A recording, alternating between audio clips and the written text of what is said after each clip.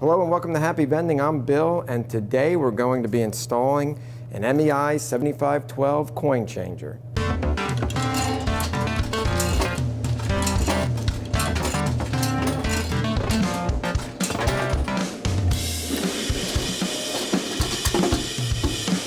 Happy Vending. So this is my first video of 2022. I'm sorry it's taken so long to make a video. I've been kind of busy, but one way you can support me and encourage more videos is by subscribing to the channel if you haven't already, hitting the bell and all that stuff. I really would appreciate it. Before we get started, I want to do a little update to a previous video where I installed this CPI bill recycler. This is a brand new bill recycler. It's a Talos model, state-of-the-art. I have it set up recycling $1 bills and taking 1/5s and 10s. The problem that I was having after I made the video was sometimes this was deactivating the coin acceptor or the coin changer in this machine because I was using an older coin changer in here, an old CoinCo. And although I was fiddling it around and I did get it to work somewhat, it was not working reliably. And what CPI told me was the coin changer is just too old to be interfacing with this bill recycler. This bill recycler wants to get controlled by the coin changer. And since it was just too old, the coin changer didn't know exactly how much money it had in it and was just creating errors. So what I did is I took the more advanced coin changer that I had in this 804 machine next to it and put it in this machine. I had one just like this, 7512 in that machine. And once I put the more modern coin changer in here, the Talos was working great. There was no longer any issues with it deactivating the coin changer or not giving proper change or anything like that. So because of that though, I had to get another 7512 to put back in this 804 because this 804 takes $1s, $2s, and $5 bills. And when students use $5 bills in here, you know, sometimes it has to give $4 change, $3.50 change, whatever, and it goes through the quarters real quick. So if I have just, you know, an older 3-column coin changer with 1 column of quarters in there, I'm always depleting the change. So I had to get another one of these guys so that I can have that, well, have 2 columns of quarters, but then also have a column of dollar coins, so I'm not running out of change all the time. These coin changers, refurbished, will last a good long time. The one I got here, which I got from DS Vending, comes with about a year warranty. And the one that I had in this, that I put in this other machine, was a refurbished one and has never gone bad on me, and I've had it for over 2 years. So they are very reliable coin changers. Now you could get a new coin changer from CPI, but that's going to cost you about $300, one of the Griffin coin changers, and honestly it's just not worth that added expense to me when these are working so good. So I'm going to open this up and just show you how to install it in there and then how to set the par levels. First thing you're going to want to do, of course, is open the machine, but whenever you're swapping out parts like this, coin changers, bill acceptors, anything that's connected to the circuit board, you're going to want to power down the machine. So I'm going to unplug it right now before I get started. The coin changer is behind the inner door here. This is a Mars coin acceptor. This is a slightly newer one than the CoinCo that I had in the other machine, but it still wasn't modern enough to run with my Talos recycler and have that work reliably. To get this out of here, you're going to need a Phillips screwdriver if the screws are tight, and also you're going to want to tilt down the top part of it here with these latches. These you push down, pull this towards you, and then back here there's 3 screws. Now if these are tight, some people leave them loose, but if they're tight, you don't have to take them completely out. And there's one right here, down here. You're just gonna loosen them enough to pull the coin changer up and out.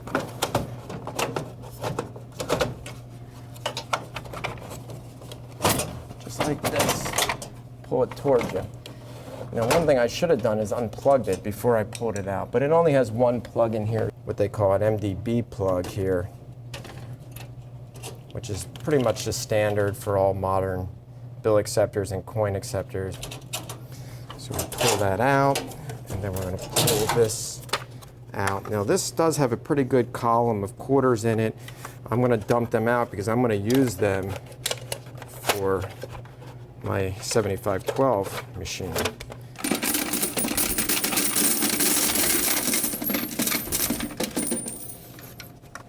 There we go. Now this coin changer I'll just keep as a backup.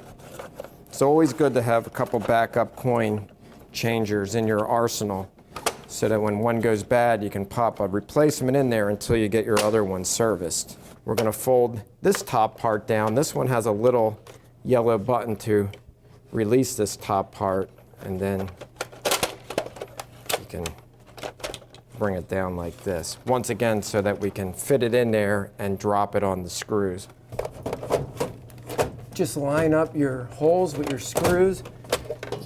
This machine has one of the 3 screws missing. You can see this one over here is missing. I only have this one top one and this one bottom one, but that's enough to hold it. When I get around to it, I'll find a 3rd screw and put it in there. Now I'm gonna just snug up these screws so that this thing never bounces out on me. And then get this in the track and lift up the coin. This is connected to the coin plunger, the coin return plunger, and that activates this to get a jam out. So you got to lift that up and then just make sure it's locked in place. You don't want really a lot of pressure on this, because you don't want this slightly pressed down all the time, because otherwise your coins will start going through to the coin return instead of registering in the coin changer. So if that's bent down, you might need to bend that up a little bit so that there's not too much pressure. That's good right there. There's really not a lot of pressure on that, so we're good. But then you check when you press that coin return. Does it push that down enough? And it does. So we're pretty good. Now we're going to run this cord up to the MDB socket, which is right here on the side. It can only go in one way, and then it has a little plastic latch on the top. Push that in, click it, and now everything is physically hooked up, and we can plug the machine back in. The coin acceptor is powered up, and it's giving an alert because it's showing us that the levels are low, and it tells you right here how much money it has in it, $0.00. So it won't be able to give change if we leave it in this condition, and this guy here is not smiling. So we're gonna wanna start filling this up. Now, the nice thing with these 7512s, you don't have to go into tube fill mode on the machine to put the coins in. This thing will keep track of exactly how much money is in it, and it will communicate that to the machine. We're gonna take this out. You lift this yellow latch up and pull this forward. And then if you turn this backwards, you can actually hang this right on these hooks. And then that little yellow latch goes up to tell you that it's secure, that you can start dumping some coins in here. Now you can get these configured different ways when you order them. I had this one configured with 1 row of nickels, or 1 column of nickels, 1 of dimes, 2 of quarters, and 1 of dollar coins. This one here is E, and that's set up with my nickels. This one here is 1 of my quarters. This little one here is my dimes. And then I have another quarter, and then this final one here is the dollar coins. And I'm just gonna start throwing those denominations in here. So these are quarters. This is quarters. This one here is nickels, dimes. This coin acceptor is not going to need a lot of dimes and nickels because I have everything set price-wise in increments of 25 cents. So really all it needs is the dollar coins and the quarters. So when I set the par levels for this, I'm gonna set the par levels for my nickels and dimes very low, so it doesn't keep a lot of nickels and dimes in the coin changer. I actually managed to go to the bank, and one of my banks, and managed to find a lot of dollar coins. They actually had rolls of dollar coins. It has been a challenge though to get dollar coins from my banks because of the coin shortage during COVID. I don't know, for some reason they just don't seem to have the dollar coins on hand. You know, the nice thing about now putting another one of these 5-column coin changers in my other machine is when it takes dollar coins, because students get dollar coins from this and they spend it in the other one, now it has a set column for the dollar coin, so I'll be able to, instead of searching through the coin bin here for the dollar coins, I'll just be able to eject them out of the dollar coin column, and it'll be a lot easier for me. So it is nice to have a couple of these 5-column coin changers. So that's a good start. So let's just put the cassette back in here. I don't have many dimes in there, but it's okay. And it's going to tell us how much money is in here.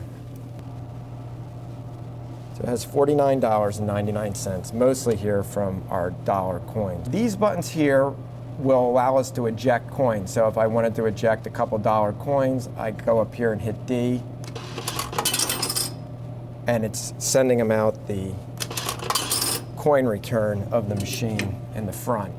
And you can do that with any of your coins, and it tells you how many are then left remaining in the machine. Now there's different ways for the machine to keep certain levels of coins in here. The default is it to be par for column level set to the max, meaning the machine is going to want to keep every column filled to the max. So as people put change into here, instead of diverting it to my coin bin, it's going to keep it into the coin changer until these get all the way maxed out. But like I was telling you before, I don't really need a lot of dimes and nickels in here, so it might as well divert them down. So I can go in here and set the levels that the coin changer will keep each column at manually. So I can set them much lower than the quarter and the dollar coin levels. There's another setting in here you can do for your par level. You can have it just keep an amount. Like I wanted to keep, say I wanted to keep $50 in there, I can set it to par $50, and it doesn't matter what coins are in there, it's always going to want to keep the changer at $50. And once it hits $50, then it will start sending all the extra coins to the coin bin. And then the final option for par level is to have it automatically do par.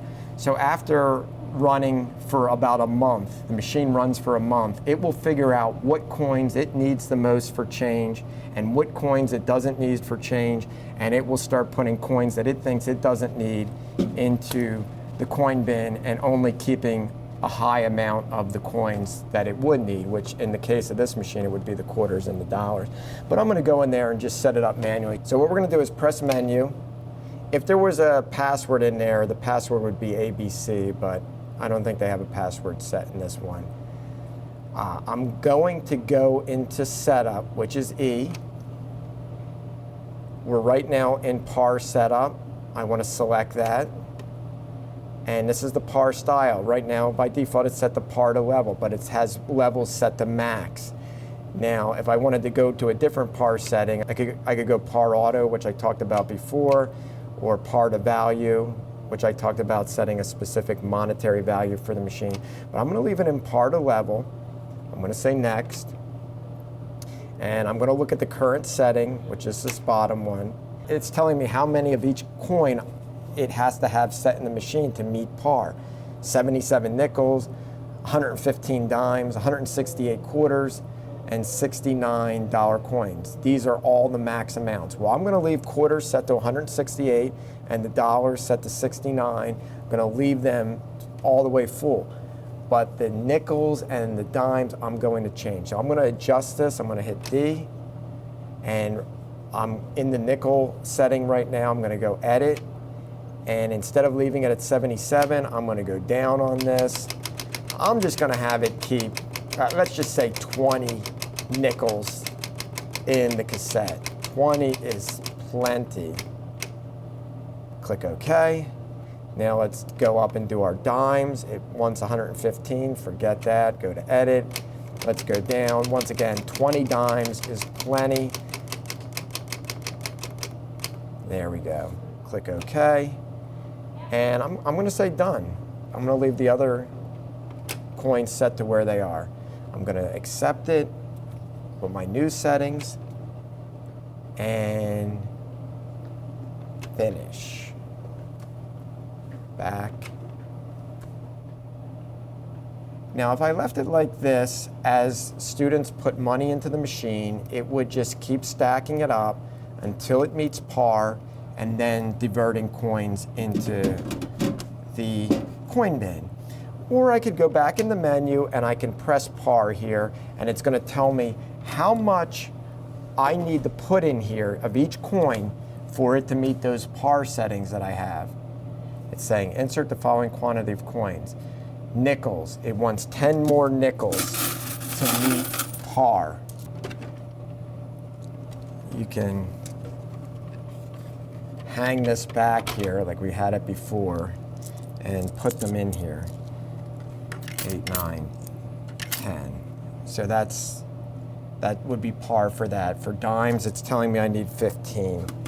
I'm not going to worry so much about that, but it's telling me I need another 142 quarters. Well, while I have quarters here, I'm going to fill them up in here. And I'm just going to dump them in there until I feel they're close to the appropriate height. And then finally, I need $28 coins, so I have another roll of dollar coins. Let me just throw some of them in there. Oops. Some operators par out their machine every time they visit it so that it ejects all the extra change in there and only keeps the change that you determine that you think it's going to need. So, all right, I have these columns filled up pretty good. I'm still short a little bit of quarters. Let's see what it says. Now it's going to tell me what I need. It still says I need $1 coin and 29 quarters and 4 dimes. I'm under by $8.65 of my par level. But that's okay. As students use the machine, they'll fill in the extra quarters and the extra dimes, and they'll get it to where it needs to be. Now, right now, the coin changer has $105.35. So it's always good to test it out with all denominations of coins. So I'll throw a quarter in there. I'm going to throw a dime, another dime. Let's throw a nickel in there. That's 50 cents. I heard that nickel go to the coin box because it's at par for nickels and it didn't need to stack any more nickels. But these other coins I hear, they're going into the coin changer because it still needs more quarters. And it's stacking them. So I'm going to put in $1.50 and get one of these Propels. Let's get the kiwi strawberry. Thank you, and goodbye. That worked well. Now I have a $5 bill. We'll put this in and see if it gives proper change. We'll grab a $1.75 Snapple.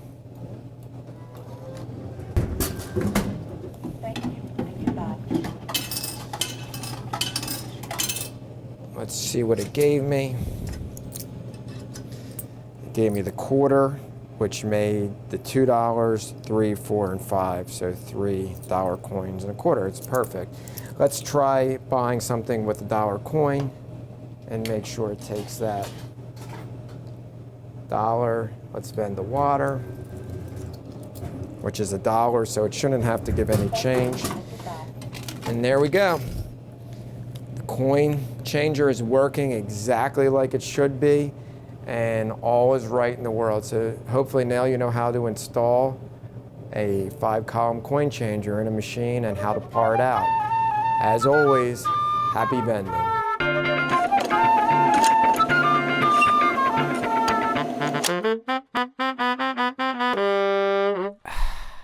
How do I look, Isaac? You look great. Good. All right.